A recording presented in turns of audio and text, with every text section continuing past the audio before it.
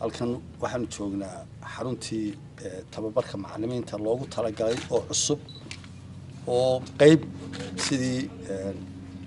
dadkii agaasimaha ka ahaa waaxda ee iga horreeyay uu yiri boqolkiiba 25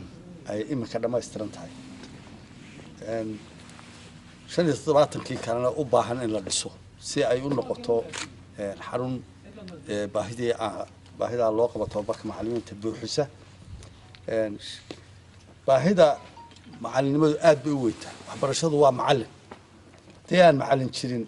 macallin baa aasaas u ah hadii aan macallin jirin waxbarashadu dad banaadamku waa bartaado dee kuwaan dugsiyada tigin waxba yaqaanin iyaguba laakiin tacliinta aynu doonayno barashada ilaa barbaarinta iyo in lagu koro iyo afkaarta la rabo inuu si degdeg ah qofku u barto aanu dee iskaga gaboobin oo ilaa intuu ka gaboobayo qofku aanu sugin la doonayo carruurtooda barato waxay u baahan tahay macallin gudbiya oo degdeg u gaarsiiya oo sida wanaagsan ee toosan u gaarsiiya loo baahan yahay haddana tababarkii loo baahnaa badankoodu in badan oo ka mid ah ma qabaan in la caawiyo u baahan yihiin in tababarkii ay galaan bay u baahan yihiin in la gaarsiiya loo baahan yahay heerkii macallinka la doonaya dhabta ah inay noqdaan sidaa daraadeed baa kuliyadan loo dhisay hase yeeshee qayb inteedii badnayd ma dhisna laakiin lama sugi karayo inta laga dhammaystirayo marka waxa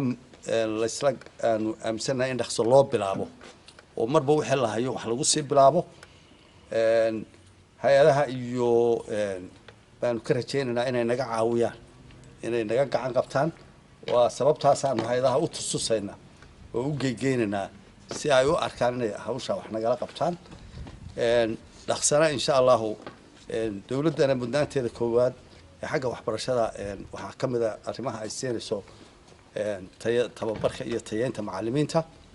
waxaa kaloo ka mid ah sidii maantaba aanu hore u nidhi u soo maray dugsiyada farsamada iyo maxay tababarka macallimiintu waa waxyaalaha koowaad waxaan rabnaa waxbarashada inaanu gunta ka soo dhisno guntay ka liidataa ay ka hooseysaa in gunta laga soo dhiso waxbarashadu isla mar ahaantaa inay marka dambe dee waxtar yeelato oo ay dadku ku shaqaystaan oo wax ku noqdaan oo farsamo iyo mataqaanaa wixii ay noloshooda waxbarashadu ay kaga faa'iidaysan lahaayeen ay gaadhaan marka arrimahaasaanu sabab u siinaynaa mudnaanta macallimiinta iyo farsamada gacantaba insha allahu dhaqsay u bilaabmi doontaa waanu ballaarinaynaa marka aanu u helo cidna ugu gacan qabata inta maalqabeenka iyo inta wax haysata iyo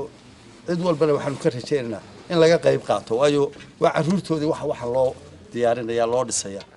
ee loogu dadaalaya marka in laga wada qayb qaato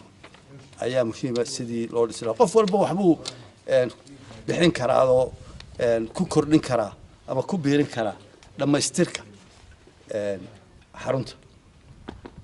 waxyaalo badan baa ka maqan guryihii la seexan lahaa ee dadka la tababaraya ay seexan lahaayeen baa ka maqan dhulkii wax lagu cuni lahaa baa ka maqan kalaasyadu uma dhamma haddana ma rabno inaanu sugno inta waxaasoo dhammi isku dubadhacayaane waxaan rabnaa sida ugu dhaqso badan inaanu dhowrka bilooda soo socda haddii dugsiyeedka marka uu dhammaado in aanu tababar gelino macallimiinta inta ugu horeysa oo hawshaa dabagalo insha allah intaasu baan odhanayaa dhammaan inta halkan taagan iyo intaan dhegeysanaysa waa mahadnaqayaa asalaamu calaykum waraxmatullahi wabarakaatu